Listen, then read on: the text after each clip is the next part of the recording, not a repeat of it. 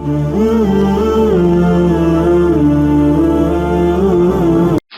علیکم ورحمۃ اللہ وبرکاتہ۔ سورہ توبہ آیت نمبر 120۔ نحمدہ ونصلی علی رسولہ الکریم، اما بعد فاعوذ باللہ من الشیطان الرجیم، بسم اللہ الرحمن الرحیم۔ رب اشرح لی صدری ویسر لی امری واحلل عقدۃ من لسانی یفقهوا قولی ربی زدنی علما۔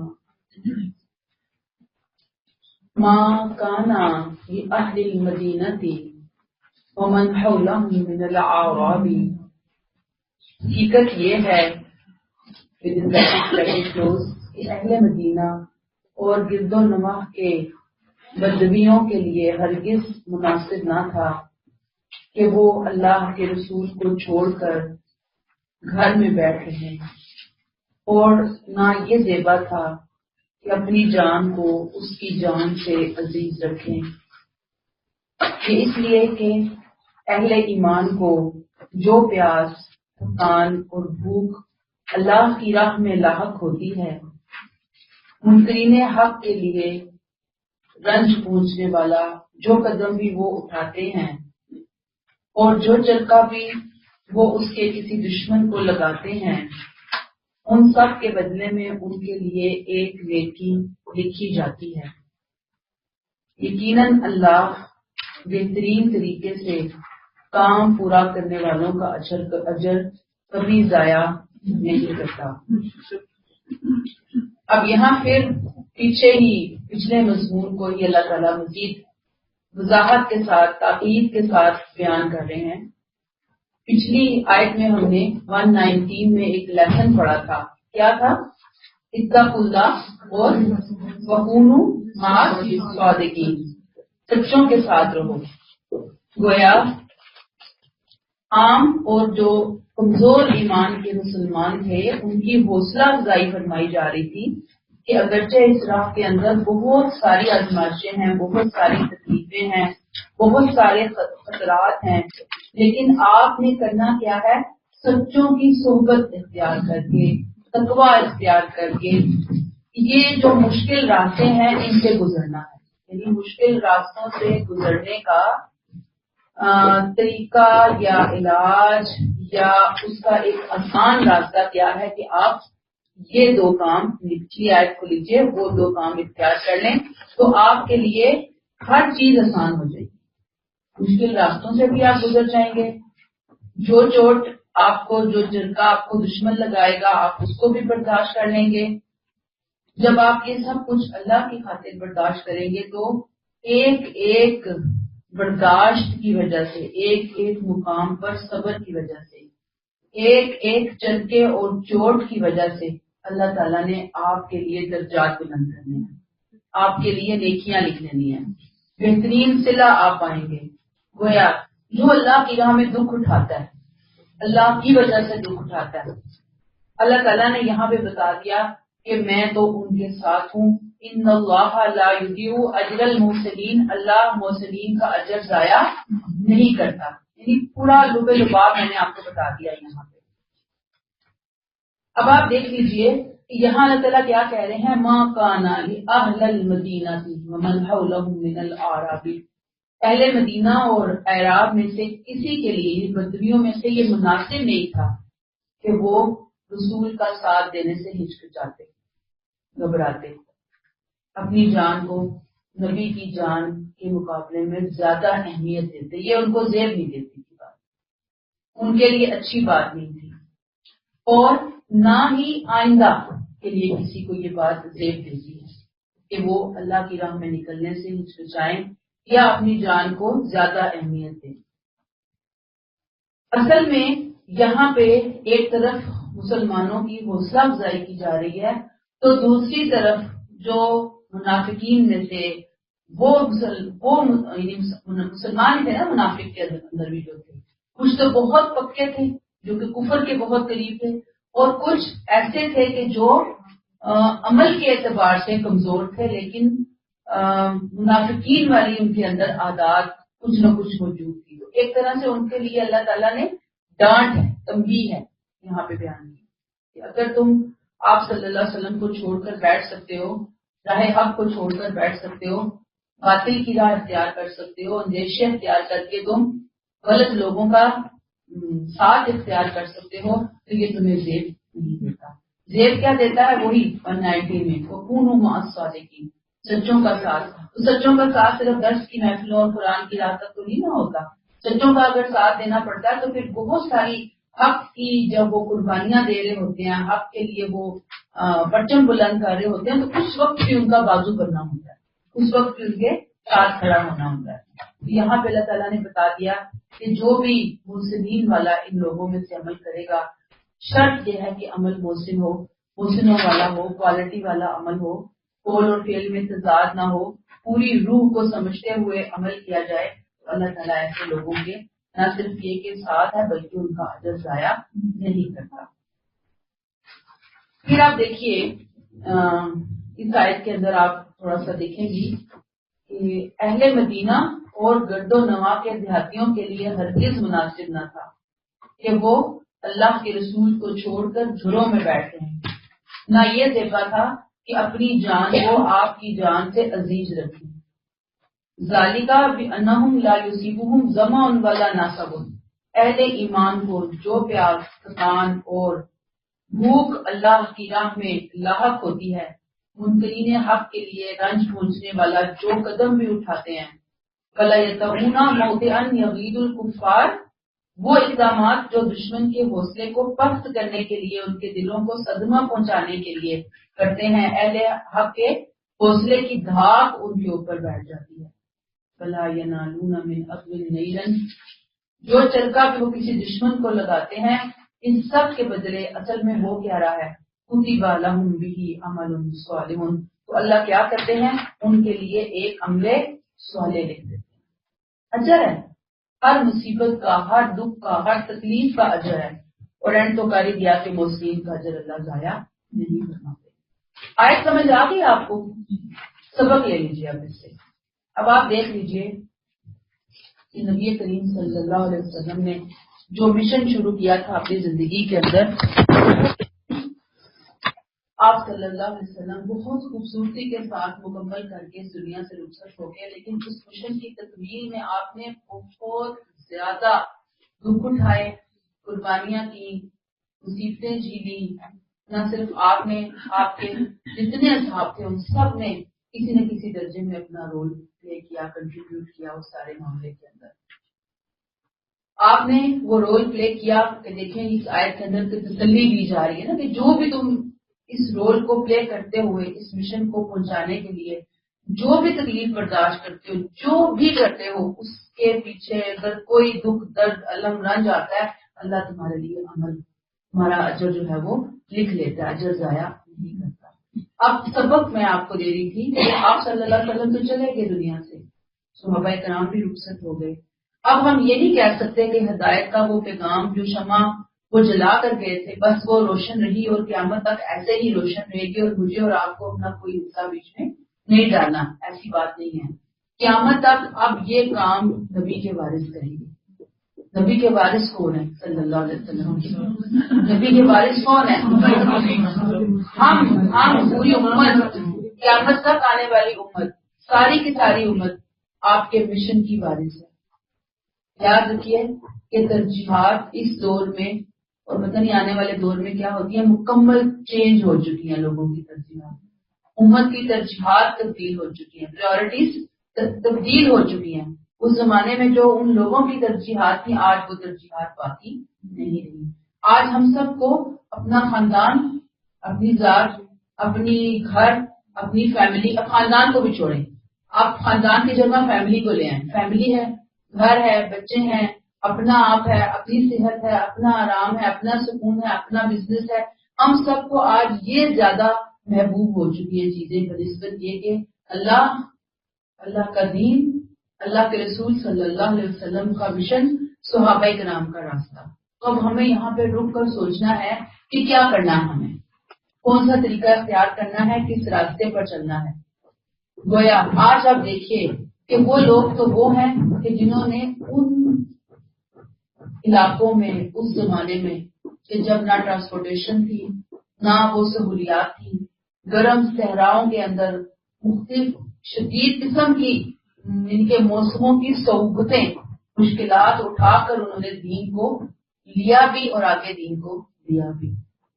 آج ہم الحمدللہ بہترین گاڑیوں میں سفر کرتے ہیں، الحمدللہ بہترین سڑکیں ہیں ہمارے پاس، الحمدللہ ذرائع جو ہیں ٹرانسپورٹیشن کمیونیکیشن ہر چیز بہترین ہے ہمارے پاس، ہر چیز ہے نا بہترین۔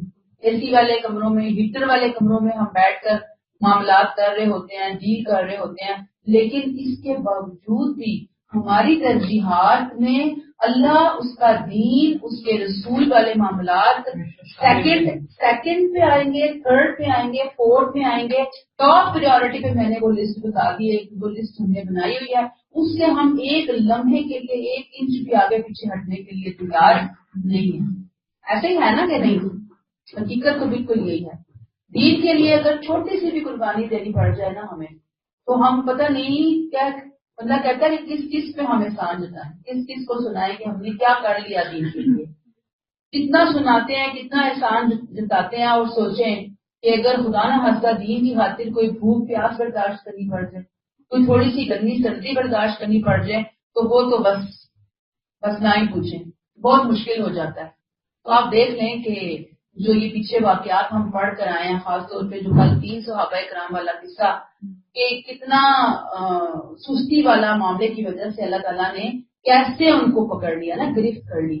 تو آپ دیکھیں کہ ہمارا اور ان کا لیول تو خیر کوئی اس کی مثال ہے ہی نہیں، آپس میں کوئی کمپیریزن ہم کر ہی نہیں سکتے، ہم تو بہت پیچھے ہیں ان لوگوں سے۔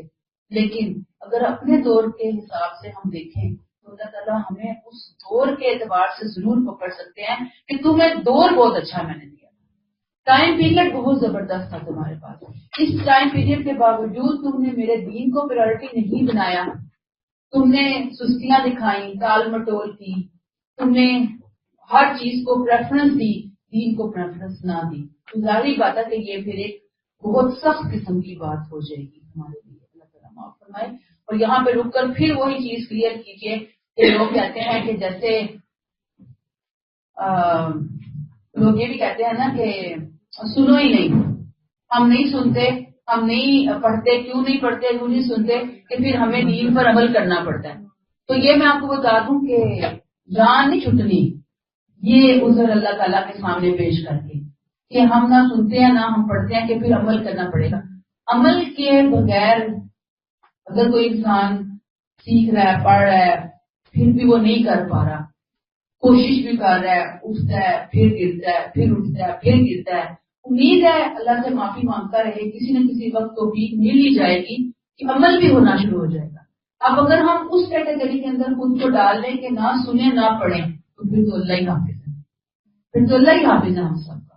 تو آج ہماری امت کی یہی حالت بن چکی ہے کہ ایک تو پریورٹی ہم نے دین کو چھوڑ کر دنیا بنا لی ہے، اور دوسرا یہ کہ کچھ لوگوں کے لیے پھر نہ سننا نہ پڑھنا، زندگی گزارو اپنی پسند کی۔ آیت نمبر 121، وَلَا يُنْفِقُونَ نَفَقَةً صَغِيرَةً وَلَا كَبِيرَةً، اسی طرح اہل ایمان کو جو بھی چھوٹا یا بڑا انفاق کرنا ہوتا ہے، اور راہ حق میں جو وادی بھی پار کرتے ہیں، وَلَا يَخْطَئُونَ وَادِيًا، جو وادی بھی وہ پار کرتے ہیں، سب ان کے لیے لکھ لیا جاتا ہے تاکہ اللہ ان کے عمل کا اچھے سے اچھا بدلہ انہیں دے۔ یعنی مال کے ذریعے دین کی جو بھی خدمت کرتے ہیں، خواہ وہ تھوڑی ہو یا زیادہ ہو، اور دین کی خاطر کوئی وادی بھی وہ پار کرتے ہیں، اللہ تعالیٰ نے کیا کہا کہ جہاں کہیں جاتے ہیں، جہاں سے آتے ہیں، اللہ کیا کر رہے ہیں، لیجزیہم اللہ احسن ما کانوا یعملون، بہترین اجر، اچھے سے اچھا بدلہ اللہ دیتے ہیں۔ دیکھیں یہاں صرف اللہ کہہ سکتے تھے نا کہ ان کو اجر دیتے ہیں، اللہ کیا کہتے ہیں، احسن لیجزیہم اللہ احسن، بہترین سے بہترین جزا اللہ ان کو دیتے ہیں جو بھی وہ میرے راستے میں کام کرتے ہیں۔ خرچ ہے، مادی تعاون ہے، فزیکلی کوشش ہے، محنت ہے، مشقت ہے، اسپرچولی ایموشنلی پریشر ہے، ڈپریشن ہے، ٹینشن ہے. نہیں بات جب آپ چلتے ہیں اس راستے میں تو بہت سی چیزوں کو دیکھنا پڑتا ہے، سننا پڑتا ہے، برداشت کرنا پڑتا ہے. تو جو جہاں جس مقام کے اوپر کھڑے ہو کر اللہ کے دین کے لیے قربانی دے رہا ہے نا، اس کو پریورٹی بنایا ہوا، اللہ بھی اس کو چھوڑ نہیں رہے، اس کے عمل کو رائگاں نہیں کر رہے، بلکہ اللہ نے کہا اچھے سے اچھا بدلہ میں نے اس کو دینا. گویا اتنا شوق دلایا گیا تھا یہاں پر کہ پھر ہر بندے کا دل چاہتا تھا کہ ہم نکلیں، ہم کنٹریبیوٹ کریں، ہم بھی اپنا حصہ ڈالیں، کوئی تھوڑا سا حصہ ہم بھی ڈال دیں، کسی بھی جگہ پہ ہمیں بھی لکھ دیا جائے ان لوگوں میں جو یہ کام کریں، جن کے لیے اللہ نے اچھے سے اچھا عمل لکھ دیا، مقرر کر دیا. تو اللہ تعالیٰ ہمیں توفیق عطا فرمائے. ہماری تو پھر وہی میں کہتی ہوں چونکہ پریورٹیز نہیں ہے نا، تو ہم تو ہمیشہ اس انتظار میں رہتے ہیں کہ دوسرے کر لیں گے، ہمارا کیا ہے. ہم تو اپنے ہی معاملات سے، اپنی ہی مصروفیات سے باہر نہیں نکلتے، ہماری تو اپنی ہی مسائل نہیں ختم ہوتے زندگی کے. تو ہم نے دین کے لیے کیا کنٹریبیوشن کرنا ہے. تو ہر بندہ اپنی اپنی صلاحیت اپنے اپنے مزاج کے مطابق دین کے لیے کر سکتا ہے اور اس کو اپنا حصہ لازمی ڈالنا چاہیے. آیت 122 وما كان المؤمنون لينفروا كافة. یہ تو ممکن نہ تھا کہ مسلمان سب کے سب نکل کھڑے ہوتے، مگر ایسا کیوں نہ ہوا کہ ان کے ہر گروہ میں سے کچھ لوگ نکلتے، علم کے مرکز مدینہ میں آتے، تاکہ وہ دین میں بصیرت پیدا کرتے اور واپس جا کر اپنی قوم کے لوگوں کو ان کے ان رویوں پر جو خبردار کرتے، اس لیے کہ وہ بچتے. ایسا کیوں نہ ہوا کہ کچھ لوگ نکلتے. یہ پورا ایک میں نے آپ کو جب چھٹا مضمون شروع ہوتا ہے سورۃ توبہ کا، میں نے کہا کہ سورۃ توبہ ختم ہو رہی ہے، ایک ٹاپک اللہ تعالیٰ نے دیا ہے، اسی ٹاپک کا یہ حصہ ہے جو پچھلی آیات ہم نے کل بھی پڑھی تھی. ہم نے وہاں پہ پڑھا تھا کہ متقین کے ساتھ، صدیقین کے ساتھ رہو، ان کی مائیت، ان کی رفاقت اختیار کرو. یہ آیت بھی بالکل اسی آیت کا سمجھنے ایک ایکسٹینشن ہے، اس کا ایک حصہ ہے. اوپر آیت 97 میں ہم نے پڑھا تھا کہ عراق جو تھے نا، انہوں نے آپ صلی اللہ علیہ وسلم اور آپ کے ساتھیوں کی صحبت بہت کم پائی. یاد ہے آپ کو آیت 97 میں پتا ہے نا آپ کو کہ وہ آتے، وہ سیکھتے، لیکن وہ نہیں آئے کیونکہ لوگ پریورٹی پہ نہیں نہ رکھا انہوں نے، تو انہوں نے وہ صحبت نہیں اختیار کی. اب اس آیت میں اللہ تعالیٰ نے اس اہتمام کی طرف توجہ دلائی ہے یہاں مسلمانوں کو، لوگوں کو، کہ جو اللہ نے سب کی تربیت کے لیے کیا ہے، یعنی اہتمام کیا ہے اللہ نے مومنین کی اصلاح اور تربیت کے لیے. اس اہتمام کی طرف اللہ تعالیٰ توجہ دلا رہے ہیں کہ وہ لوگ جو دور دراز علاقوں میں رہنے والے ہیں، وہ آپ صلی اللہ علیہ وسلم کی زندگی میں ہی بہتر تو یہ ہے کہ وہ آئیں اور آ کر سیکھیں کہ آپ موجود ہیں، آپ سے ڈائریکٹ تعلیم حاصل کریں. اور ظاہری بات ہے کہ جب آپ صلی اللہ علیہ وسلم تشریف لے جا چکے تو بعد والوں کے لیے بھی پھر وہی حکم آ گیا. یہاں پہ اللہ تعالیٰ کیا کہتے ہیں کہ سب مومنین کے لیے تو، مسلمانوں کے لیے تو ممکن ہی نہیں کہ سارے ہی اپنے اپنے علاقے چھوڑ دیں اور سارے ہی اکٹھے نکل آئیں، یہ ممکن نہیں ہے. لیکن جو چیز ممکن ہے وہ کیا ہے کہ ان میں سے باصلاحیت لوگ نکلیں. کون لوگ نکلے؟ باصلاحیت لوگ نکلتے، وہ آتے اور آ کر دین کا اچھا علم حاصل کرتے اور جا کر پھر اپنی قوم کی تعلیم و تربیت کا بندوبست کرتے. یہ تو ہو سکتا ہے نا، اپنی قوم کے لیے بشیر اور نذیر بن کر جاتے ہیں، جیسے اللہ نے نبی کریم صلی اللہ علیہ وسلم کو بنا کر بھیجا. ان کو جا کر بتاتے کہ جنت کتنی خوبصورت ہے، کتنی اٹریکشن ہے جنت کی. تھوڑی سی محنت بھی بہت بڑا اجر کما لانے کا ذریعہ بنتی ہے. اور آخرت میں جو دوزخ ہے، جہنم ہے، اس کا عذاب بہت شدید ہے، بہت سخت ہے، بہت کڑوا ہے. تو یہ ان کو بتاتے ہیں. گویا جو کام نبی کریم صلی اللہ علیہ وسلم اور صحابہ کرام نے اپنے لوگوں کے لیے، اپنی امت کے لیے کیا، اب وہی کام اللہ کیا کہہ رہے ہیں کہ عام مومنین میں سے، دور دراز علاقوں میں سے کچھ لوگ جو کمپیٹنٹ صلاحیت ہیں، صاحب حیثیت سے مراد صاحب صلاحیت، صاحب بصیرت، صاحب صلاحیت ہیں، جن کا ٹیسٹ ہے، جن کا رجحان ہے، جن کی ٹینڈنسی آپ کہہ دیں. لیکن اب کوئی بندے ہوتے ہیں وہ ڈاکٹر اچھا بن سکتے ہیں، کچھ ہوتے ہیں بزنس مین والا مائنڈ ان کا ہوتا ہے، کچھ ہوتے ہیں جو کہ انجینئر اچھا بن سکتے ہیں، کچھ اور سوشل ویلفیئر کے کام کر سکتے ہیں. ایسے ہی اپنے لوگوں میں سے کچھ لوگوں کو نکال کر ان کو وقف کرنا اس راستے کے لیے. اور اس زمانے کے لیے اللہ نے کہا کہ دور دراز سے لوگ نکلے آئے اور مدینہ میں رہ کر صحابہ کرام کی صحبت کے اندر وہ علم حاصل کریں، واپس جا کر اپنی قوم کو آگاہ کریں. اب ظاہری بات ہے کہ قیامت تک یہ سلسلہ جاری رہے گا. سب نہیں کر سکیں گے کام. سب کا کام تو یہ ہے کہ قرآن کو ایک دفعہ، سنت کو، موٹی موٹی چیزوں کو، نماز، دعائیں، یہ جو موٹی موٹی چیزیں ہیں سب نے وہ تو سیکھنی ہے، سب کی وہ ذمہ داری ہے، وہ کام ہے. لیکن اسکالر کے لیول کے چند لوگ ہیں جو سیکھیں گے اور پھر سیکھ کر آنے والی نسلوں کے لیے کام کریں گے. اور اب تو کام کرنے کا کینوس بہت وسیع ہو چکا ہے. انٹرنیٹ کے اوپر کام ہو رہے ہیں، یوٹیوب کے اوپر چینلز بنائے جا رہے ہیں. بہت بہت بہت زیادہ سکھانے کے مواقع اللہ تعالیٰ نے کریٹ کر دیے ہیں جو پہلے زمانے میں لوگ سوچ بھی نہیں سکتے تھے. پھر ہم دیکھتے ہیں کہ بعض صحابہ نے بھی نبی کریم صلی اللہ علیہ وسلم کی خدمت میں حاضری کے لیے باریاں مقرر کی. سارے ایک ہی دن اکثر نہیں بھی آ سکتے تھے. جیسے ہم حضرت عمر کے بارے میں پڑھتے ہیں کہ ان کی بھی ایک ساتھی کے ساتھ باری ہوتی تھی کہ ایک دن وہ آتے تھے اور ایک دن دوسرے ساتھی آتے تھے، یعنی کچھ ٹائم ایسے بھی چلتا رہا. تو ایسے لوگ آتے اور وہ سیکھتے اور چلتے اور آپ صلی اللہ علیہ وسلم کی محفل سے برکات جو ہے وہ سمیٹا کرتے تھے. یہی چیز یہاں پہ بتائی جا رہی ہے کہ علم سیکھنے کے لیے نکلنا ہے. اس میں دوبارہ آیت کو دیکھیے. یہ تو ممکن نہ تھا کہ مسلمان سب کے سب نکل کھڑے ہوتے، مگر ایسا کیوں نہ ہوا. فَلَوْلَا نَفَرَ مِن كُلِّ فِرْقَةٍ مِّنْهُمْ طَائِفَةٌ، ایک ہر گروہ میں سے کچھ لوگ نکلتے. وہ کیا کرتے؟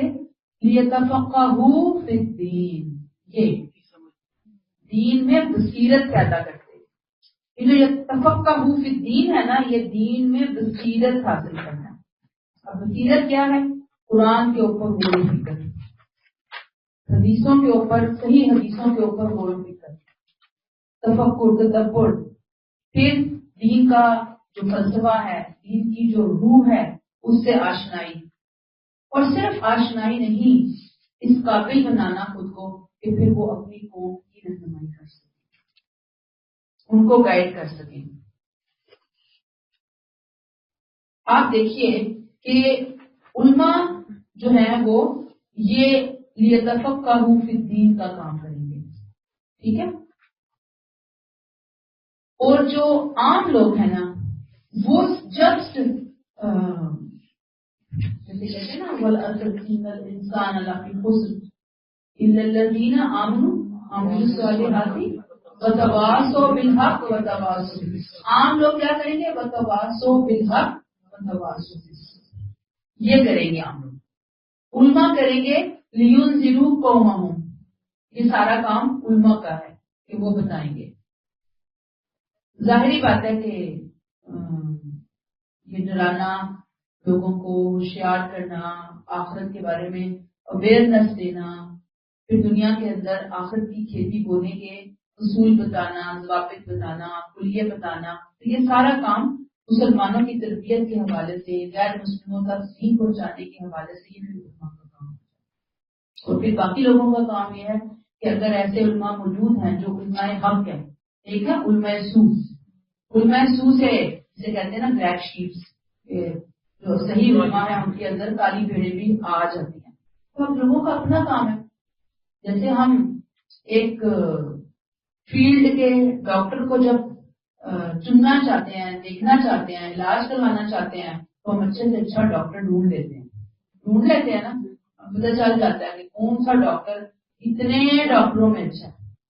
ہمیں پتہ چل جاتا ہے کہ اتنے ٹیلرز میں سب سے اچھا ٹیلر کون سا ہے. ٹھیک ہے نا.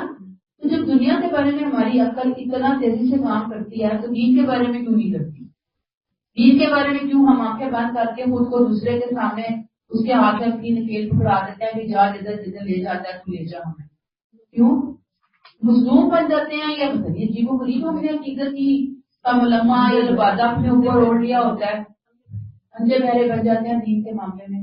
دین کے بارے میں تو ہمیں زیادہ کانشیس ہونے کی ضرورت ہے کہ کہیں شیطان کے بھیس میں وہ جس کو ہم علماء حق سمجھ رہے ہیں وہ علماء سو میں سے نہ ہو اور وہ ان کی بہری عقیدت کہیں ہمیں خدا نہ خواستہ آخرت میں برباد کرنے کا سبب نہ بن جائے. تو بہت زیادہ کانشیس ہونے کی ضرورت ہے. یہاں پر یہی بات بتایا کہ وَلْيُنذِرُوا قَوْمَهُمْ کہ اپنی قوم کو خبردار کرتے اذا رجعوا الیہم جب وہ اپنی قوم کے پاس واپس جاتے لعلہم یحذرون تاکہ وہ قوم بھی بچتی. گویا اسلام میں تعلیم کا مقصد دین میں بصیرت حاصل کرنا, آخرت کی کامیابی حاصل کرنا, اپنی فکر کرنا ہے, دوسروں کی تربیت کرنا ہے. سب سے ٹاپ پریورٹی پہ یہی چیزیں ہیں, باقی ہر چیز سیکنڈری ہے. بصیرت حاصل کر کے نتیجہ کیا نکلے گا؟ آخرت ہماری زندگی کا ہم اور غم بن جائے, وہاں بچ جائیں. کس طرح بچنا ہے, کیسے پلاننگ کرنی ہے, خود کو بچانے کی اپنے ارد گرد پورا دائرہ ڈالیں اور پھر اس دائرے کو اپنی اپنی حیثیت کے مطابق بڑھاتے جائیں اور پھر بڑھاتے جائیں. جس کی جتنی حیثیت آپ کو اپنا حصہ ڈالیں. خلاصہ اور سبق ہے اس آیت کا بڑا ہی اہم, بہت زبردست. بالکل فرقہ, اس آیت کے اندر ایک لفظ آیا ہے فلولا نفر من کل فرقہ, ان کے ہر گروہ میں سے کچھ لوگ نکلتے. یہاں فرقہ کا لفظ فرقہ واریت کے لیے نہیں ہے. عربی میں فرقہ ایک بڑی جماعت کو کہتے ہیں, ایک بڑے گروپ کو کہتے ہیں. یہ فرقہ عام لوگوں کے اندر جماعتوں میں سے, گروہوں, خاندانوں, علاقوں میں سے لوگ کچھ کمپیٹنٹ نکلتے اور وہ آتے اور وہ دین کا علم حاصل کرتے ہیں, مطلب اسکالرز کے لیول کا علم حاصل کرتے. ٹھیک ہے. دوسری چیز, دین کا پراپر علم حاصل کرنے کے لیے اتنی ہی محنت, اتنی ہی کوشش چاہیے, اتنے ہی وسائل چاہیے جو آپ اپنے آپ میں سے کسی کو ڈاکٹر بناتے ہیں اور پھر ڈاکٹر کو سرجن کے لیول پر آپ لے کر جاتے ہیں. سوچے نا کتنی زیادہ اسٹڈی ہوتی ہے. کسی کو آپ انجینئر بناتے ہیں, کسی کو آپ کچھ بناتے ہیں, تو آپ اس کا پورا اسٹڈی پروسیس دیکھیں جو ایجوکیشنل اس کا ٹائم پیریڈ ہوتا ہے, اس قدر محنت ہو رہی ہوتی ہے تو بن کر سامنے آتا ہے. اب دین کے لیے بھی اتنی ہی یکسوئی چاہیے. دین سیکھنے سکھانے کے لیے, دین کا کام کرنے کے لیے, دین اسپیشلی سیکھنے کے لیے باقی سارے کاموں سے ہٹ کر اپنی ساری انرجی ایک کام پر فوکس کرنے کی ضرورت ہوتی ہے, اور وہ کریں گے تو پھر وہ کام انرجیاں دے سکیں گے. لہذا سارے لوگ یہ کام نہیں کر سکتے, نہ سارے لوگوں سے اس چیز کی اللہ نے ڈیمانڈ کی. اگر اللہ ایسے ڈیمانڈ کرتے تو لوگوں کے کاروبار رک جاتے, لوگوں کی زندگی رک جاتی. تعلیم, زراعت, صحت, جو کچھ ہے سارے ڈپارٹمنٹ بند, سب لوگ ایک ہی کام کر رہے ہیں. ممکن نہیں ہے, یہ فطری بھی نہیں ہے. لہذا کچھ لوگوں کو اس لیول پر جانا ہے, اور میں نے آپ کو عام لوگوں کا لیول بتا دیا. موٹی موٹی چیزیں حاصل کر کے قرآن کو A to Z کم از کم لینا ہے, لے کر سمجھ کر باقی پھر اپنی عملی زندگی میں ہم نے اس کو کیسے اپلائی کرنا ہے, وہ چیزیں پھر ہمیں سیکھنی ہے. اور وہ کوئی اتنا ٹائم پیریڈ نہیں لیتا, وہ ٹائم نہیں لگتا اس کو. دوسری چیز یہاں سے جو بات ہمیں سمجھ آتی ہے وہ یہ کہ بصیرت دین کی اسپرٹ ہے, دین کی روح ہے, نہ کہ بال کی کھال اتارنا, باریکیوں میں پھنس جانا, وہ نہیں ہے یہاں پہ. پھر آپ دیکھ لیجئے کہ صحابہ کرام جو ہیں وہ آپ صلی اللہ علیہ وسلم کی خدمت میں جب آتے تھے تو ہر ایک اپنی اپنی سہولت کے مطابق آپ کا دین کی اسپرٹ حاصل کرتا تھا. دین کی اسپرٹ اور ہر ایک انسان جو ہے وہ ہر جو صحابی تھے وہ اپنی اپنی سہولت، جیسے میں نے آپ کو کہا، کوئی 1 مہینے کے لیے آتا، کوئی 6 مہینے کے لیے آتا، کوئی سال کے لیے آتا، اور کوئی اور ٹائم پیریڈ کے لیے جس کو جتنی سہولت ہوتی تھی اس کے لیے آتے تھے. ہمارے ہاں دین کی جو تعلیم ہے اس کے لیے بہت سارے سلیبس اور وہ ایک سسٹم بنایا ہوا ہے. دیکھ لیں جو جس کو سوٹ کرتا ہے اس سسٹم کے تحت اسے پڑھنا ہے، کتنا کورس پڑھنا ہے، کیا پڑھنا ہے، یہ پھر بات کی بات ہے. اب ہمارے ہاں ہر ایک بندے کو عالمہ فاضلہ کا کورس کروا کے 7 سال لگاؤ، 6 سال لگاؤ. ہر بندے کا لیول ہی نہیں ہے نا. جن کا لیول ہے صرف وہ لگائیں، باقیوں کو نارمل چیزیں پڑھ لینا بہت کافی ہوتا ہے. یہ جو ہے نا لیون زیرو قوم کو ڈرانا، اس میں کیا آئے گا؟ قوم کو جا کے بتائیں قرآن کیا چیز ہے، ٹھیک ہے نا. باقی لوگوں کو بھی قرآن سے جوڑنا، پھر نماز کیسے پڑھنی ہے، زکوٰۃ کا کیا معاملہ ہے، روزے کے معاملات کیا ہیں، حج کے احکامات کیا ہیں، حج کرنا لازمی ہے. یہ موٹی موٹی چیزیں قوم کو جا کر بتانا، لوگوں میں اویئرنیس پیدا کرنا، یہ کرنے کا کام. لعلہم یحذرون، لوگ برے انجام سے بچ جائیں. اب آپ دیکھ لیجئے کہ یہ ضروری نہیں ہے کہ آپ پوری ایک کلاس لے کر بیٹھیں گے اور پھر ان کو بتائیں گے پڑھائیں گے. نہیں، 1 ملتا ہے، 2 ملتے ہیں، 3 ملتے ہیں، آپ اپنا کام شروع کر کے اس کو بتانا شروع کر دیں. بات یہ ہے کہ اگر کوئی انسان سستی کے مارے بیٹھا رہے کہ نہیں اچھا پھر کر لیں گے، پھر دیکھ لیں گے، پھر ہو جائے گا، تو یہ کبھی بھی نہیں ہو سکتا کام. یاد رکھیے کہ اللہ نے جیسے ہم لوگوں کو الحمدللہ چنا ہمارے اس پورے علاقے کے اندر سے. اگرچہ آپ دیکھیں کہ ہماری تعداد آٹے میں نمک کے برابر بھی نہیں ہے، اتنی بھی نہیں ہے نا. ورنہ آپ سوچیں کہ یہاں تو بیٹھنے کی جگہ نہ ہو کلاس کے اندر ہمارے پاس، اگر آٹے میں نمک والے لوگ بھی آ جائیں تو. سوچیں کہ اللہ نے ہمیں چنا ہے. آپ صلی اللہ علیہ وسلم نے کیا کہا کہ اللہ جس سے بھلائی کا ارادہ کرتا ہے اسے دین کی سمجھ عطا فرماتا ہے. اللہ نے ہمیں اپنے قرآن کی سمجھ کے لیے چنا. اللہ کا بہت بڑا ہم پر احسان ہے. ورنہ کتنے ہی لوگ آپ دیکھیں، شاید ہزاروں، شاید یقیناً ہزاروں کی تعداد میں ہیں، صحت بھی ہے، وسائل بھی ہے، ٹائم بھی ہے، گاڑیاں بھی ہیں، لیکن وہ قرآن سے نہیں جڑ پاتے. یہ اللہ کی توفیق ہے. تو اللہ تعالیٰ ہمیں جوڑے رکھیں زندگی کی آخری سانس تک. میں آپ کو بار بار کہتی ہوں کہ جو اللہ نے پیچھے ہمیں حکم دیا نا کہ سچوں کے ساتھ رہو، تو یہ جو ساری محفلیں ہوتی ہیں نا، یہاں پہ کوشش ہو رہی ہوتی ہے ہر بندے کی اپنا اپنا حصہ ڈال کر. جب کوئی آ کر بیٹھتا ہے تو اللہ بھی قبول فرمائے. قبولیت کا مقام ہوتا ہے. کتنے نیک لوگ یہاں پہ آ کے بیٹھتے ہیں. ہم کیا جانتے ہیں کسی کے دل کی حالت کو؟ اس کا اور اس کے رب کا معاملہ ہے.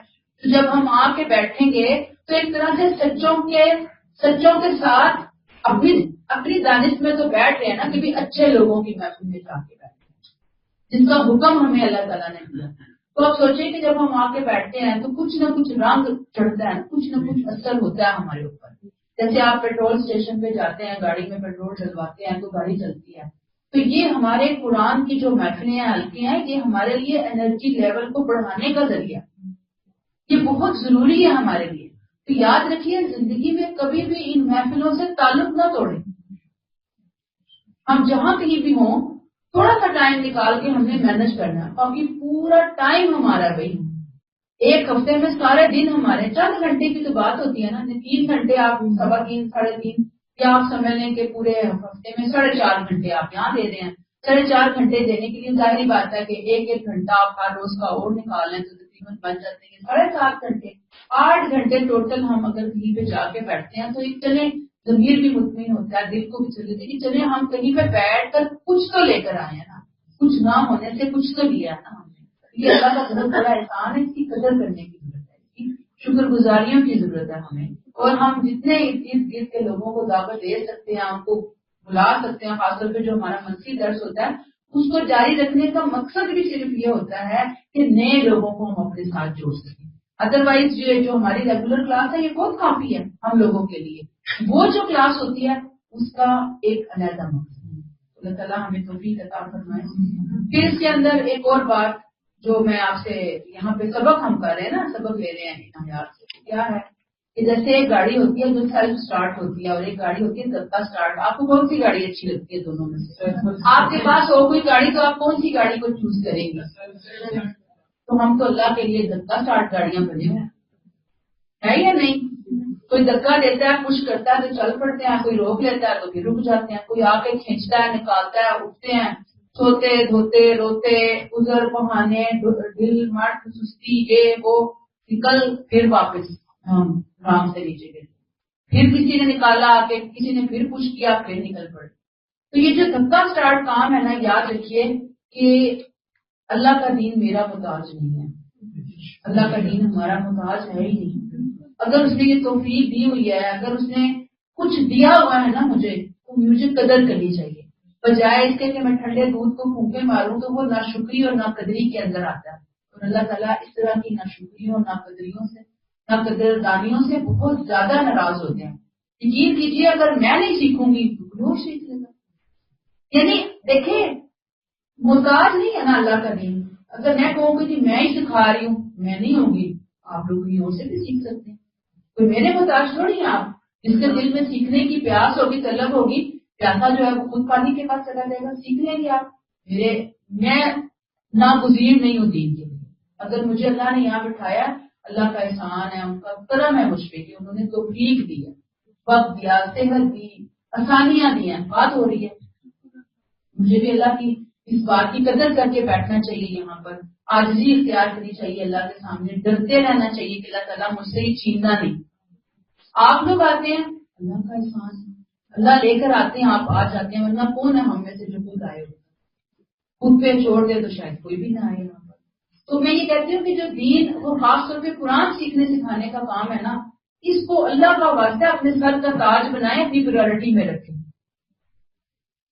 اچھا, تو یہ آپ سوچ لیں کہ اللہ کا دین جو ہے وہ بس میرے اور آپ کا محتاج نہیں ہے. اللہ تعالیٰ ہمیں آسانیوں کا معاملہ فرمائے اور فضل فرمائے ہمارے اوپر. یہاں پہ بس آخری چیز کے دین کا علم جو سیکھے نا, ان کو دنیا سے متعلق علم بھی حاصل کرنے کی ضرورت ہے. کیوں ضرورت ہے؟ کہ وہ کہیں دنیا سے کٹ نہ جائیں, معاشرے سے کٹ نہ جائیں. معاشرے کے حقیقی مسائل دکھتی رات کے اوپر ان کا ہاتھ ہونا چاہیے کہ کیا ہو رہا ہے معاشرے کے اندر. تو دین کے ساتھ ساتھ تھوڑا دنیا داری کا علم, اس کی اویئرنیس حاصل کرنا بھی ہمارے لیے بہت ضروری ہے.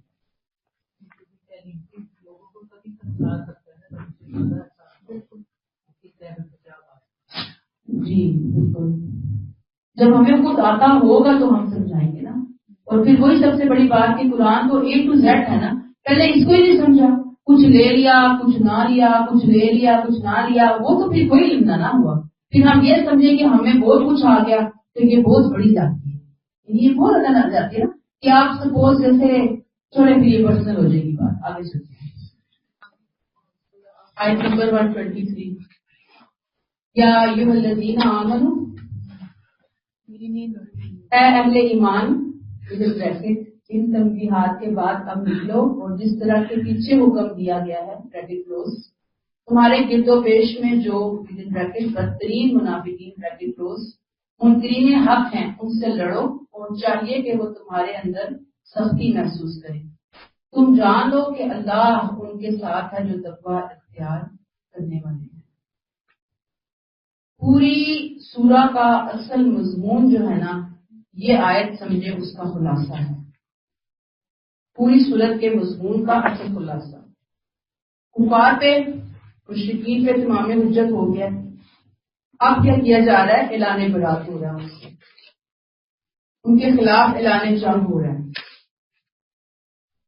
چونکہ منافقین رلے ملے تھے نا مسلمانوں کے ساتھ, آدھا ادھر آدھا ادھر تھے. وہ جو کفار اور مشرکین تھے ان کے ساتھ کسی صورت میں دوستانہ تعلقات توڑنے کے لیے تیار نہیں تھے, جنگ کرنے کے لیے تیار نہیں تھے. اب ان منافقین کی حقیقت کو اللہ نے بے نقاب کیا. اس کے بعد اللہ تعالیٰ نے یہاں پہ ان کے سامنے دین کا اصل مطالبہ سامنے رکھ دیا اس آیت کے اندر. اگرچہ خطاب عام ہے لیکن زیادہ تر انہیں کو سنایا جا رہا ہے. کیا کہا جا رہا ہے؟ اے اہل ایمان، ان تنبیہات کے بعد اب نکلو ود ان بریکٹ، اور جس طرح کے پیچھے حکم دیا گیا تھا بریکٹ کلوز، تمہارے گرد و پیش میں جو ود ان بریکٹ بدترین منافقین بریکٹ کلوز منکرین حق ہیں، یعنی منکرین حق کون ہے؟ قاتل الذین یلونکم من الکفار، کفار کون؟ جو تمہارے پاس پڑوس میں ہیں، گرد و پیش میں ہیں، جن کو آپ نے دعوت پیش کی، جن کو آپ نے ہدایت کیا، مخاطب کیا ایمان اور ہدایت کا، آپ نے سب سے زیادہ انہی کو فوکس کیا گرد و پیش مدینہ کے ارد گرد کے جو علاقے ہیں، قبائل ہیں۔ جب انہوں نے نہیں مانا اتمام حجت کے بعد، ظاہری بات ہے کہ اب وہی اس بات کے سب سے زیادہ حقدار ہیں کہ جو دین کے اور اللہ کے دشمن بننے ہیں ان کو سزا بھی اسی حساب سے، جتنا ان کے لیے اہتمام ہوا ہے، بندوبست ہوا ہے، اس کے بعد جو انہوں نے ناقدری کی، پٹائی کا رویہ اختیار کیا، وہی چیز اب الٹ ہو کر جب سزا ملنے کی باری آئی ہے تو وہ سزا کے بھی سب سے زیادہ حقدار ہیں کون لوگ؟ گرد و پیش کے جو پکے منافق ہیں، کافر ہیں، ان کے لیے یہاں پہ بات ہو رہی ہے۔ وہ لوگ جو ان سے رشتہ داریاں نبھانے کی بات کریں گے، جو دوستیوں کی بات کریں گے، دنیاوی مفادات کی بات کریں گے، اللہ کی نظر میں وہ بہت ظالم لوگ ہیں۔ آیت 23 میں ہم پڑھ کر آئے تھے کہ وہ اپنی جانوں پر بہت زیادہ ظلم کرنے والے ٹھہریں گے۔ پھر آیت 24 میں ہم نے پڑھا تھا کہ وہ جو وعید ان کو دی جا رہی ہے، اے اللہ کے رسول آپ بھی انتظار کریں اور وہ بھی انتظار کریں یہاں تک کہ اللہ آپ کے بارے میں اپنا فیصلہ صادر فرما دے۔ اب وہی فیصلہ ہے جو یہاں پر آ گیا، ٹھیک ہے، جو پیچھے کہا گیا تھا وہ یہاں پر آ گیا۔ تو بہرحال اللہ تعالیٰ کہتے ہیں وَلْيَجِدُوا فِيكُمْ غَلْظَةً، اور چاہیے کہ وہ تمہارے اندر سختی محسوس کریں۔ کیا محسوس کریں؟ تمہارے طرز عمل میں بہت سختی ہونی چاہیے، وہاں پہ موالات اور محبت کی جگہ نہیں ہونی چاہیے۔ جس طرح من حیث القوم وہ تمہارے دین کے دشمن بنے ہوئے ہیں، ایسے اب تم بھی من حیث الجماعت پورے کا پوری جماعت مل کر ان کے دشمن بن جاؤ۔ اب تک تو وہ تمہارے لیے تمہارے دلوں کے اندر بہت نرم گوشہ پا رہے تھے نا، آپ نرم گوشوں کو ختم کر دو، نکال دو۔ وَاعْلَمُوا أَنَّ اللَّهَ مَعَ الْمُتَّقِينَ، تم جان لو کہ اللہ ان کے ساتھ ہے جو تقویٰ اختیار کرنے والے۔ اللہ کن کے ساتھ ہے؟ جو تقویٰ اختیار کرنے والے، تقویٰ پر قائم رہنے والے۔ وہ تقویٰ کہ جو جنگ و جدل کے موقع کے اوپر بھی انسان کو حق سے ہٹنے نہ دے، افراد و تفریق کا شکار نہ ہونے دے، ایسا تقویٰ۔ یاد رکھیے کہ ایمان کا اور اخلاص کا امتحان بھی ہوتا ہی مشکل ٹائم میں، اتنا ایمان ہے، اتنا اخلاص ہے، اتنی وفاداری ہے، ایسے ہی ہوتا ہے نا، کوئی مشکل آتی ہے تو پتہ چلتا ہے نا۔ مشکل کے بغیر جب سب اچھا چل رہا ہے تو کیا پتہ چلے گا کتنا ایمان کتنا اخلاص۔ ایمان کی پہچان ہی تکلیف میں ہوتی ہے، مصیبت میں ہوتی ہے، دکھ میں ہوتی ہے، پریشانی میں ہوتی ہے۔ یہ بات سمجھ میں آ گئی آپ کو؟ یہ بالکل جو حکم دیا گیا نا یہاں پر، یہ بالکل وہی حکم ہے جو سورہ بقرہ میں شروع میں ہم پڑھ کر آئے کہ بنی اسرائیل نے جب بچڑے کی پوجا کی تھی تو اگر آپ کو یاد ہو کہ پھر ان کے ایک گروپ کو قتل کی سزا دی گئی تھی، یاد ہے نا؟ بالکل یہاں پر بھی وہی چیز ہے کہ اب اگر یہ گروپ جن کو بار بار بتایا سمجھایا جا رہا ہے، مدینہ کے اندر باہر کے لوگ جو بہت ریجڈ ہو چکے ہیں، اب تک نہیں مان رہے، ان کے لیے اب قاتل الذین، اب آپ نے قتال کرنا ہے۔ جہاد نہیں یہاں پہ لفظ، یہ قتال کی ٹرم یوز ہوئی ہے۔ قرآن میں تلوار اٹھانے کے لیے قتال کی ٹرم آتی ہے، قتال کرنا ہے ان کے ساتھ، ان کو مارنا ہے، ان سے لڑنا ہے۔ وَإِذَا مَا أُنزِلَتْ سُورَةٌ فَمِنْهُمْ within bracket ان پر افسوس، یہ کہاں نکلیں گے؟ ان کا حال تو یہ ہے bracket close کہ جب بھی کوئی سورہ اترتی ہے تو ان میں سے بعض وہ بھی ہیں جو پوچھتے ہیں کہ اس نے تم میں سے کس کے ایمان میں اضافہ کیا۔ سو حقیقت یہ ہے کہ جو فی الواقع ایمان لائے ہیں ان کے ایمان میں تو اس نے اضافہ کر دیا اور وہ اس سے بشارت حاصل کر رہے ہیں. آیت 125 کے لے لیجیے. وَأَمَّا الَّذِينَ فِي قُلُوبِهِم مَرَضٌ، وہ لوگ جن کے دلوں میں نفاق کا مرض ہے، بیماری ہے، تو ان کی نجاست پر اس نے ودن بریکٹ اس نئی سورہ کے نزول نے بریکٹ کلوز ایک اور نجاست بڑھا دی اور وہ مرنے تک منکر ہی رہے. سورہ سے مراد وَإِذَا مَا أُنزِلَتْ سُورَةٌ، سورت سے مراد قرآن کی کوئی بھی سورہ ہو سکتی ہے. آپ کو معلوم ہے نا کہ یہ منافقین آتے تھے آپ صلی اللہ علیہ وسلم کی محفل میں. کیوں آتے تھے؟ دکھاوے کے لیے آتے تھے نا کہ ہم مسلمان ہیں. مجبوراً آتے تھے کہ اگر نہیں جائیں گے تو پھر مسلمان نہیں سمجھے جائیں گے. کیوں آتے تھے؟ آپ صلی اللہ علیہ وسلم مسلمانوں کو مطمئن کرنے کے لیے. اب ظاہری بات ہے جب وہ آپ کی محفل میں ہوتے تو ہر روز کوئی نہ کوئی نیا حکم آتا، ہر روز کوئی نہ کوئی نیا ڈیمانڈ، کوئی نہ کوئی نیا مطالبہ آتا. اب جب وہ آتا تو ان کے اوپر بڑی نتیجے سے کوئی مصیبت پڑ گئی ہے، کوئی تکلیف آ کے ان کے اوپر ٹھہر گئی ہے. کھل کر جسے کہتے ہیں کہ مزاحمت کرنا، دشمنی نکالنا، کوئی غلط بات کہنا، اتنی تو جرت ہی نہیں اب ان کے اندر. ٹھیک، لیکن اب یہ اندر خانے کیا کرتے ہیں؟ دل کی بھڑاس نکالنے کے لیے نت نئے اعتراضات، نت نئے فکرے، نت نئی چیزیں نکال کر یہ مسلمانوں کو ہرٹ کرنے کی کوشش کرتے. ڈائریکٹ نہیں کرتے تھے، انڈائریکٹ کرتے تھے. مثلاً کہتے تھے کہ بتاؤ جی اب یہاں پہ اس آیت 124 میں کیا کہا گیا. پوچھتے تھے مسلمانوں سے بتاؤ بھائی وہ فلاں جو حکم آیا ہے اس حکم سے تمہارے ایمان میں کتنا اضافہ ہوا. تو یہ کوئی بات ہے کرنے والی. اور کہتے کہ بھئی اللہ اور اس کے رسول کا کیا مقصد تھا وہ حکم دینے کا. گویا ایک طرح سے اس حکم کی تحقیر کی جاتی، تحقیر بنایا جاتا تھا. مخلص اہل ایمان کی حوصلہ شکنی کرتے تھے جان بوجھ کر. فَأَمَّا الَّذِينَ آمَنُوا فَزَادَتْهُمْ ایمانا، یہ جو اس قسم کے زہر آلود فکرے کا جواب کیا دیا گیا کہ سچے اہل ایمان تو ایک ایک حکم پر ایمان کی تازگی اپنے اندر محسوس کرتے. وہ سمجھتے ہیں کہ جیسے مردہ زمین کے اوپر بارش برس گئی، نیا حکم نہیں آیا، بارش برسی ہے، نئی زندگی ان کو ملی ہے، نئی انرجی ان کو ملی ہے. روح ان کے اندر پھونک دی جاتی تھی اس بات کے بعد. وہ دل میں خوب خوش ہوتے تھے کہ اللہ کی رحمت کی گھٹا برسی ہے ان کے اوپر. نیا حکم نہیں آیا، وہ صرف اس کو ایک چٹکی یا بوجھ یا مصیبت نہیں سمجھتے تھے، وہ اس کو خوشی کے ساتھ لیتے تھے.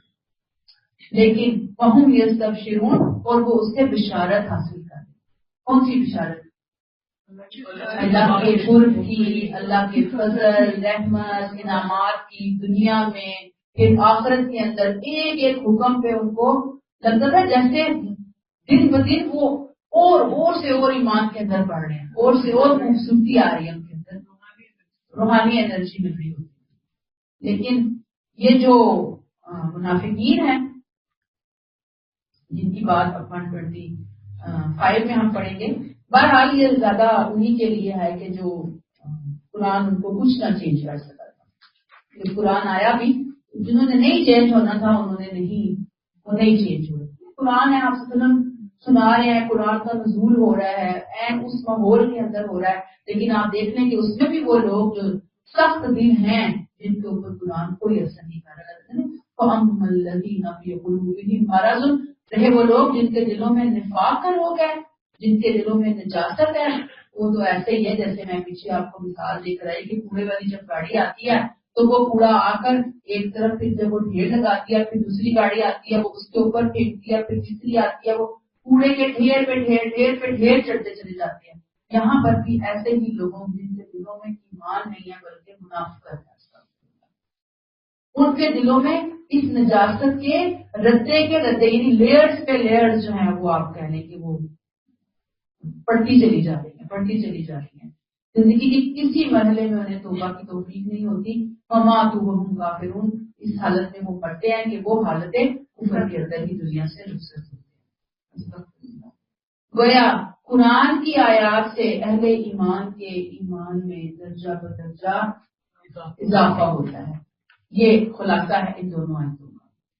اور منافقین کی نفاق میں گندگی سے گندگی سے گندگی بڑھتی چلی جاتی ہے. آیات ہی نازل ہو رہی ہیں. پیچھے کچھ لوگ ایمان لاتے ہیں اور کچھ ایمان نہیں لاتے، فاسق نہیں ایمان لاتے. وہ کہتے ہیں یہ کیوں، وہ کیوں، یہ کس لیے، وہ کس لیے، بھی ہمیں ملنا تھا، یہ کیوں ہوا. جب اس طرح کی کوشچن، اس طرح کی سوچ آتی ہے، وہ اس آیت سے، اس حکم سے، اس ہدایت سے کوئی فائدہ نہیں پا سکتا، مزید نجاست بڑھتی چلی جاتی ہے. یاد رکھیے کہ قرآن کا ہر حکم بندہ مومن کے لیے ایک نیا صراط مستقیم پہ چلنے کا، دوڑنے کا دروازہ کھولتا ہے. یہ صورتحال ہوتی ہے. جب وہ دوڑتے ہیں تو وہ اللہ کا قرب صراط مستقیم کے نئے سے نئے راستے، نئی سے نئی بلندیاں طے کرتے چلے جاتے ہیں. جبکہ منافقین جیسے کوئی اوپر چڑھ رہا ہو نا، اوپر چڑھنے کی بجائے وہ نیچے سے نیچے گرتے چلے جاتے ہیں. جیسے کوئی کھائی کے اندر گرے جا رہا ہے، ہٹ کے اندر گرے جا رہا ہے. اسی لیے اسفل السافلین کہا گیا نا. گویا آخری بات کیا ہوتی ہے کہ وہ ایمان کی ادنا سی رمق سے بھی محروم ہو جاتے ہیں اپنی حرکتوں کی وجہ سے. اتنی موٹی موٹی تہیں جم جاتی ہیں ان کے دلوں کے اوپر نفاق کی کہ وہ ایمان ختم ہو جاتا ہے. اس کا نام و نشان. منافقت بہت زہریلی چیز ہے. میں آپ کو بتاؤں، بہت خوفناک قسم کی غلاظت اور نجاست ہے. اس کو تو دل پہ نہیں آنے دیا کرنا ہمیں.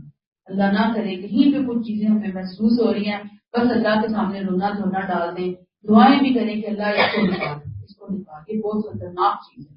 یہ تو مجھے مار دے گی، یہ میری روحانی موت کا ذریعہ بن جائے گی. حضرت علی رضی اللہ تعالیٰ عنہ کا ایک قول بھی ہے نا کہ ایمان جب دل میں آتا ہے تو ایک سفید نورانی نقطے جیسا ہوتا ہے.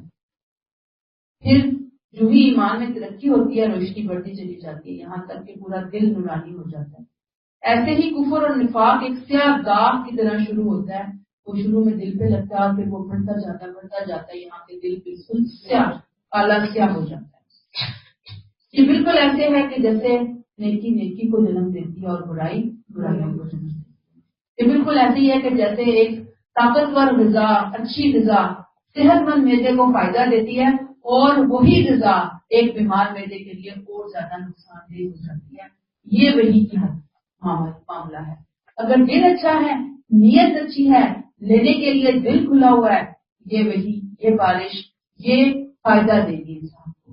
لیکن اگر دل ہی خراب ہے، نیت ہی خراب ہے، جو مرضی کرتا ہے، کوئی کچھ نہیں کر سکتا. بھینس کے آگے بیچ بجانے والی بات ہے. آیت نمبر 126 اولا ہونا، کیا وہ دیکھتے نہیں کہ وہ ہر سال ایک مرتبہ یا 2 مرتبہ ضرور آزمائش میں ڈالے جاتے ہیں، مگر پھر بھی نہ توبہ کرتے ہیں، نہ یاد دہانی حاصل کرتے ہیں. یہ جو پچھلی آیت میں ہم نے پڑھا نا کہ کچھ لوگ توفیق توبہ سے محروم ہو جاتے ہیں، پڑھ لیا نا ریزن کیوں. یہ دل پہ رتے کے رتے نجاست کے چڑھ جاتے، لینے نہیں چاہتے. یہ اسی کو مزید وضاحت کی کہ اگر یہ غور کرتے تو انہیں پتہ چلتا کہ ان کی بیماری کتنی آگے پہنچ گئی کہ توبہ کے دروازے ان کے لیے بند ہو گئے، اور یہ وہی ابتلا کا قانون ہے جو اللہ تعالیٰ نے رسول کے جو اولین مخاطبین ہیں ان کے لیے رکھا ہوا ہے. عام لوگوں کی زندگیوں میں بھی آزمائشیں آتی ہیں، لیکن ان کی زندگی میں اللہ تعالیٰ بھیجتے رہے. کیوں بھیجتے رہے؟ کہ یہ بدبخت عقل کا دامن تھامیں، اپنی اصلاح کریں، توبہ کریں، اللہ کی طرف متوجہ ہوں. لیکن انہوں نے ان تکالیف سے، ان مصیبتوں سے کوئی سبق حاصل نہیں کیا. انہوں نے توبہ نہیں کی. یہ بات سمجھ میں آ گئی آپ کو؟ مراد یہاں پر توبہ جو ہے، وہ جو بات ہمیں سمجھ آتی ہے، یہ ثم لا یتوبون ولا هم یذکرون. یہ جو توبہ ہے یہ دل کا فعل ہے. دل کی کساوت کتنی بڑھ گئی ہے، عقلیں کتنی سیاہ ہو چکی ہیں کہ توبہ کی توفیق ہی نہیں ہو رہی. توبہ کی سعادت سے محروم ہو گئے ہیں. توبہ کے دروازے ان کے لیے بند ہو گئے ہیں. اللہ تعالیٰ معاف فرمائے، اللہ ہدایت عطا فرمائے. آیت 127 فَإِذَا مَا أُنزِلَتْ سُورَةٌ، کسی دن بریکٹ نئی مہم کی تیاری کے لیے بریکٹ کلوز، جب بھی کوئی سورہ نازل ہوتی ہے تو یہ لوگ ایک دوسرے کو دیکھتے ہیں کہ کوئی دیکھتا تو نہیں، پھر نکل بھاگتے ہیں. اللہ نے ان کے دل بھیج دیے، بریکٹ اپنے قانون کے مطابق رفیق دوست، اس لیے کہ یہ سمجھ سے کام لینے والے لوگ نہیں ہیں۔ یہ اجتماعی موقع کے اوپر جب نبی کریم صلی اللہ علیہ وسلم کسی نئی مہم کے لیے قرآن کے احکامات، قرآن کے انسٹرکشن دے رہے ہوتے صحابہ کرام میں اپنی محفل کے اندر، تو یہ جو منافقین ہیں شرما شرمی میں آ کے بیٹھ تو جاتے تھے آپ صلی اللہ علیہ وسلم کی محفل کا حصہ بننے کے لیے، دکھاوے کے لیے، لیکن جب انہیں محسوس ہوتا کہ بڑی مشکل مہم کوئی درپیش ہے تو ایسا ہی کرتے کہ بھائی کنکھیوں سے ایک دوسرے کے پتا ہوتا تھا نا کہ یہ نام میرا بنا، تو کہتے تھے چلو خاموشی سے، اور وہاں سے وہ نکل جاتے تھے، مسلمانوں کی نظریں بچا کر ایک دوسرے کی آڑ لیتے ہوئے وہاں سے کھسک جاتے تھے۔ اللہ کہتے ہیں ایسے ہی کرتے ہیں، صرف اللہ قلوبہم، اللہ نے بھی ان کے دلوں کو پھیر دیا۔ کیوں؟ انہوں نے اللہ، اس کے رسول، اس کے دین کے ساتھ مذاق کیا نا، اس طرح کھسکے ہیں کہ جیسے کسی کو پتہ نہیں چلے گا، اللہ کو تو پتہ ہے اس کی نیٹ رزلٹ، اس کی سزا کیا ہے۔ اللہ نے ان کے دلوں کو پھیر دیا، بِأَنَّهُمْ قَوْمٌ لَا يَفْقَهُونَ، یہ وہ قوم ہے، یہ وہ لوگ ہیں جن کو سمجھ بوجھ نہیں ہے۔ گویا یہ تصویر یہاں پہ ان منافقین کی اللہ نے کھینچی جو مجلس نبوی سے چپکے سے کھسک جاتے ہیں۔ یہ لعنت ہے، صرف اللہ قلوبہم، اللہ نے ایسے لوگوں پر لعنت کی۔ جیسے ہم پڑھیں گے فلما ذاقوا ازاغ اللہ قلوبہم، جب وہ پھرے تو اللہ نے بھی ان کو پھیر دیا۔ گویا جو اپنے دل دماغ اپنی صلاحیتوں سے کام نہیں لیتا تو پھر اللہ تعالیٰ بھی اس کے دل دماغ صلاحیتوں کے اوپر سیل لگا دیتے ہیں کہ جاؤ جہاں سے تمہیں سکون ملتا ہے، اطمینان ملتا ہے، جو تم خوش ہوتے ہو جاؤ جا کر اسی راستے سے شیطان سے وہ چیزیں حاصل کرو، اللہ تو تمہیں ہدایت دینے والا نہیں ہے۔ آیت 128 فَقَدْ جَاءَكُمْ رَسُولٌ مِّنْ أَنفُسِكُمْ، سنو تمہارے پاس خود تمہیں میں سے ایک رسول آ چکا ہے، تمہارا نقصان میں پڑنا اس کو بہت شوق ہے یعنی گوارا نہیں ہے، وہ تمہاری بھلائی کا بہت حریص ہے، حریص علیکم، دیکھیں رسول کی کیا صفت بیان ہو رہی ہے، اور اہل ایمان کے لیے سراپا رحمت اور شفقت ہے۔ اب یہ جو آیات آئی ہیں نا 128 اور 129، یہ آخری دو آیات ہیں سورت کی، تنبیہ کے طور پر نازل ہوئی ہیں، پہلی بات۔ دوسری بات، اس احسان عظیم کی طرف اللہ نے توجہ دلائی کہ جو نبی کریم صلی اللہ علیہ وسلم کی بعثت سے خاص طور پر اہل عرب پر اور عام طور پر پوری روئے زمین کے انسانوں پر اللہ نے کیا، اتنا عظیم احسان۔ اشارہ، وارننگ، جھنجھوڑا ان لوگوں کو جا رہا ہے کہ اللہ نے اتنی بڑی تم پر بلیسنگ کی رسول بھیج کر، اب تم ان کی قدر کرنے کی بجائے تم ناقدری کر رہے ہو، رسول کو مصیبت سمجھ رہے ہو، نعوذ باللہ۔ رسول تو آ چکے، لقد جاءکم رسول من انفسکم، تمہارے اپنوں میں سے ہے نا، باہر سے نہیں ہے، اجنبی نہیں ہے، مخاطبین کو کہا جاتا ہے نا، آ چکے ہیں۔ اور کیا ہے؟ عزیز علیہ ما عنتم، تمہارا نقصان میں پڑنا اس کو بہت شاق گزرتا ہے، یعنی تمہیں جو چیز مصیبت یا ہلاکت میں ڈالے وہ اس کا دل بھیجتا ہے، اس کے اوپر وہ تڑپتا ہے، وہ پریشان ہو جاتے ہیں اس کے اوپر، وہ چاہتے ہیں کہ تم دنیا اور آخرت دونوں بھلائیوں، دونوں سعادتوں سے بہرہ مند ہو جاؤ، وہ تمہیں ہر قسم کی ہلاکت سے محفوظ دیکھنا چاہتے ہیں۔ ان کی ساری بھاگ دوڑ اسی کام کے لیے ہوتی ہے کیونکہ وہ عزیز علیہ ہیں ما عنتم، جو بھی تکلیف تمہیں آپ کے دنیا کی آئے آخرت کی آئے، جیسے ایک ماں اپنے بچے کو تکلیف میں دیکھ کر سکون سے بیٹھ سکتی ہے، اور صلی اللہ علیہ وسلم کی شفقت کا تو کوئی اس کی مثال ہی نہیں ہے، موازنہ ہی نہیں ہے کسی کے ساتھ، کہ وہ اپنی امت کے لیے کس قدر شفیع، کس قدر ان کو شاق گزرتا ہے۔ مزید کیا ہے؟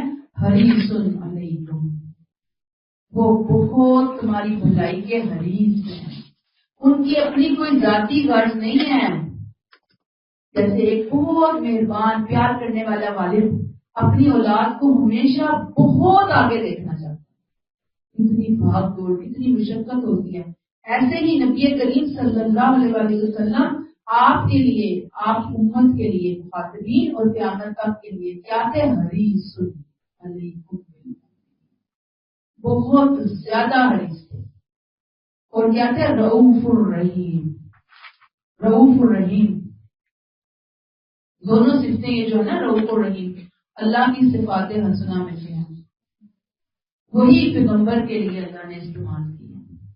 جس سے پتہ کیا چلا کہ لوگوں کے ساتھ جو شفقت، رحمت، مہربانی ہے، اس میں جو نبی کریم صلی اللہ علیہ وسلم رحمت للعالمین ہے وہ اللہ کی صفات کا عکس تھی دنیا کے اندر، کہ وہ بھی رؤوف اور وہ بھی رحیم تھے، جیسے اللہ رؤوف اور رحیم. لیکن افسوس کہ وہ لوگ کہ جن کو اللہ نے اتنا بڑا تحفہ دیا نبی کی دہشت کی شکل میں، احسان عظیم کر دیا پوری دنیا کے اوپر، آج لوگ اس کی کس قدر ناقدری کرتے ہیں.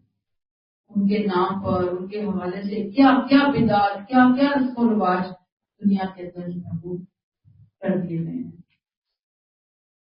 یاد رکھیے کہ آپ صلی اللہ علیہ وسلم بائی نیچر بہت رحم کرنے والے اور محبت کرنے والے تھے، ٹھیک ہے نا. آپ کی شفقت کی کوئی مثال نہیں ہے. لیکن یہاں پر آپ رکیں اور تھوڑی دیر کے لیے دیکھیں کہ جہاں پہ اللہ کا حکم آ جاتا، اللہ کا دین کچھ ڈیمانڈ کرتا، بس یہ آخری آیت میں 129 ختم کر رہی ہوں، سورت بھی ختم ہو گئی، تو آپ دیکھیں کہ وہاں پہ آپ نے سختی نہیں کی. آپ کو یاد ہے کہ پچھلی کل کے لیکچر میں ہم نے ایک سختی کی مثال پڑھی، کیا 50 دن کا بائیکاٹ کی نہ سکتی. تو گویا یہ جو قانون کی پاسداری ہے نا، یہ بھی حریص علیکم کے نیچے ہی ہے، انڈر ہی ہے، الگ نہیں ہے اس کے لیے، کہ آپ دنیا میں لوگوں کو جہنم کی آگ سے بچانے کے لیے اللہ کے قانون کی پاسداری کروا رہے ہیں. ٹھیک ہے نا. تو یہ زانی کو آپ نے کوڑے لگائے، چور کی آپ نے ہاتھ کٹوائے، تو ہم کہیں گے حریص علیکم نہیں ہے؟ نہیں ہے. آپ چاہتے ہیں کہ دنیا میں سزا لے لو، آخرت میں پہنچو. تو پھر یہ آپ کا طریقہ بھی ہے. ایک دفعہ آپ صلی اللہ علیہ وسلم آپ کی خدمت میں آیا تو آپ اس نے کہا مجھے زنا کی اجازت ہے. کتنے گھنونے کام کی اجازت کو مانگ رہا ہے، لیکن آپ نے اسے ڈانٹ کے باہر نکالا کہ چلو بغیرت اتنی بڑی بات کرتا ہے، میرے سامنے آ کے بات کرتا ہے، باہر نکل جا. آپ نے اسے بہت پیار سے نکالا. سنا آپ نے پچھلے دنوں کی شاید بات ہے کسی لیکچر میں، تو آپ نے کہا کہ اگر تمہاری ماں کے ساتھ کوئی یہ کرنا چاہے، کہیں ایسے تمہارے گھر کی کہ تمہیں گوارا ہوگا، تو اس نے کہا نہیں. تو پھر آپ نے فرمایا کہ جس کے ساتھ تم کرنا چاہتے وہ بھی تمہاری بہن، بیٹی، بیوی کی خاندان ہے نا. تو وہ شخص جو ہے اس کو بہت زیادہ بات سمجھ میں آئی کہ وہ اٹھا ہے تو وہ توبہ کر چکا. تو یہ ہوتا ہے ایک حریص کا، حریص استاد کا، دائی کا کردار. ٹھیک ہے نا. جیسے کوئی بندہ ہے گناہگار ہے تو اس سے نفرت نہیں کرنی، اس کا جو گناہ ہے اس کو دیکھنا ہے. غلط یہ بیچارہ شیطان کے شکنجے میں آ چکا ہے پوری طرح، اس کو سمجھ نہیں آ رہی. تو لہٰذا آپ صلی اللہ علیہ وسلم نے جب دوسروں کو کہا تو آپ نے خود اس سے بڑھ کر خود عمل کر کے دکھایا اور بہترین انداز میں عمل کر کے دکھایا. آخری آیت 129 حسبی اللہ، اے نبی کہہ دیجیے پھر اگر یہ لوگ تم سے منہ موڑے، گردانی کرے تو انہیں کہہ دیجیے حسبی اللہ، میرے لیے تو اللہ کافی ہے، اس کے سوا کوئی معبود نہیں، اسی پر میں نے بھروسہ کیا. اللہ توکلت وہو رب العرش العظیم، اور وہ عرش عظیم کا. وہی کتاب آپ صلی اللہ علیہ وسلم سے کہ اللہ نے تمہاری شکل میں جو خیر عظیم ان کے لیے نازل فرمائی، اگر یہ اس کی ناقدری کرتے ہیں، شکر نہیں کرتے، تو اگر وہ تباہ ہوتے ہیں تو آپ کا کوئی قصور نہیں. آپ تو ان کی ایمان کے لیے، ہدایت کے لیے بہت زیادہ حریص ہیں. آپ تو سرتاپا خیر ہی خیر ہے. اگر وہ اپنی آخرت نہیں سنوارتے تو اصل بات کیا ہے کہ وہ ان کو بات سمجھ نہیں آ رہی. تو جن کو سمجھ نہیں آ رہی آپ صاف صاف ان کو بتا دیں کہ میرے لیے اللہ کافی ہے، کوئی حسبی اللہ لا الہ الا ہو، وہ اس کے علاوہ کوئی الہ نہیں ہے، میں بے یار و مددگار نہیں ہوں، اللہ میرے ساتھ ہے. علیہ توکلت وہو رب العرش العظیم، میں نے اسی پر بھروسہ کیا. میری قوت، میرا سہارا، میری طاقت، میرا سب کچھ عرش عظیم کا مالک اللہ ہے. جس پر میں نے بھروسہ کیا وہ عرش عظیم کا مالک ہے. اس عرش عظیم کو، مالک کو دوسروں کی ناقدری کی، بیزاری کی کوئی پرواہ نہیں ہے. تو میں نے تو اس پہ بھروسہ کیا، میں نے تو اس کا سہارا پکڑ لیا. آپ صلی اللہ علیہ وسلم فرمایا کہ جس نے صبح اور شام کے حسبی اللہ پڑھ لیا نا یہاں تک عرش عظیم تک 7 7 دفعہ صبح 7 دفعہ شام، تو دنیا اور آخرت کے اہم کاموں میں اللہ اس کو حاضر ہو گیا۔ آخری بات کہ یہی وہ کتاب ہے جس نے اس دور کے مسلمانوں کو پتھر سے ہیرا بنا دیا، لیکن افسوس کہ آج ہم پہ کوئی اثر نہیں ہوتا۔ اللہ تعالیٰ ہماری اصلاح فرمائے، ہمیں توفیق دیں کہ ہم نے سورہ توبہ سے جو لیسن دیے ہیں اس کے اوپر ہم عمل کریں اور اپنی زندگیوں کا زندگی کا